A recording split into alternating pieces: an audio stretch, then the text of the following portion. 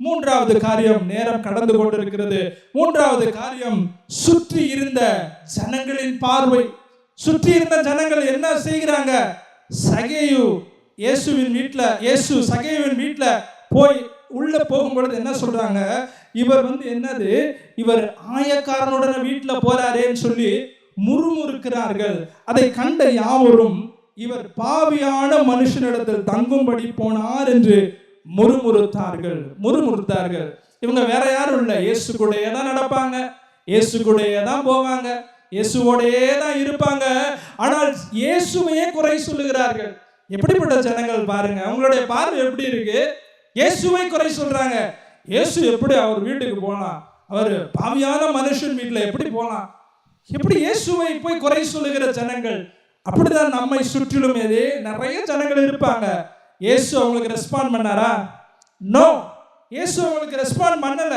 இன்றைக்கு நீங்க உங்களை குறித்து யாராவது குறை சொன்னால் நீங்க அவங்களுக்கு ரெஸ்பாண்ட் பண்ணி நேரத்தை வீணடிக்காதீர்கள். இன்றைக்கு யூடியூப் என்ற ஒரு பிளாட்ஃபார்ம் வந்ததுல இருந்து தேவ ஊழியர்களை குறித்து குறை சொல்லுகிறதே ஒரு ஊழியமாக அநேக ஜனங்கள் எழும்பி இருக்கிறாங்க.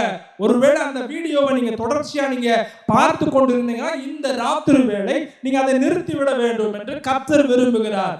சங்கீதம் 1ஆம் அதிகாரம் 1வது வசனம் என்ன சொல்லுகிறது? பரியாசக்காரர் உட்காரும் இடத்துல உட்காராதீங்க. அப்ப பரியாசக்காரர் எங்கேயுள்ள யூடியூப்ல இருக்கிறாங்க. அதை நீங்க பார்த்தீங்கன்னா அதுல பங்காளிகளாய் ஆகுறீங்க. அப்போ ஒரு மனிதனை, ஒரு தேவ ஊழியரை குறித்து அவன் குறையாய் சொல்லிட்டு இருந்தான்னா அந்த வீடியோவை நீங்க ஸ்கிப் பண்ணிட்டு அடுத்த வீடியோக்கு போங்க. அதனால உங்களுக்கு பிரயோஜனம் இல்லை என்பதை நாம் அறிந்து கொள்ள வேண்டும். சுற்றி இருக்கிற ஜனங்கள் முறுமுறுக்கிறார்கள், அதை கண்டுக்காதீங்க. சுற்றி இருக்கிற ஜனங்கள் முறுமுறுத்து இயேசுவையே குறை சொல்லுகிறார்கள். எப்படிப்பட்ட ஒரு காரியம் இது! ஒரு நாகரிகமற்ற காரியமாய் இருக்கிறது. இயேசுவை கூடவே அவரையே குறை சொல்லுகிறவர்கள். அப்ப குறை சொல்லுகிற ஜனங்களையும் குறை சொல்லுகிற வீடியோஸை பார்க்கிறத நம்ம நிறுத்த வேண்டும். இந்த நேரத்துல ராத்திரி வேளை 3 பார்வையை நம்ம பார்த்தோம். அதுல முதலாவது இயேசுவின் பார்வை. இழந்து போன ஜனங்களுக்காய் அவர் பரிதபிக்கிற ஆண்டவராய் இருக்கிறார். இன்றைக்கு 148 கோடி மக்கள் இருக்கிறாங்களே, அவங்க எல்லாரும் ரட்சிக்கப்படணுங்கிற பார்வை தான், இயேசுவின் பார்வை தான் உங்களுக்கும் இருக்க வேண்டும். ஒருவேளை இதுவரை இயேசுவை ஒரு அற்புதத்திற்காகவோ அல்லது ஒரு ரசிகனை போல நீங்க இருக்கிறேன்னு நினைத்தீங்கன்னா உங்கள் பார்வையை மாற்றிக்கொள்ளுங்கள்.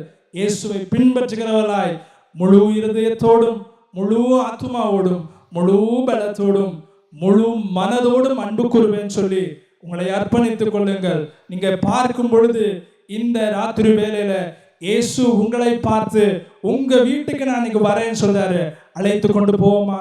இருக்கிற இடங்கள்ல கண்களை மூடி ஒரு நிமிடம், இயேசுவே என் வீட்டிற்கு வாரும் என்று உண்மையாய் நீங்கள் அழைத்தால் இந்த ராத்திரி வேளை அவர் வீட்டுக்கு வர ஆயத்தமாய் இருக்கிறார்.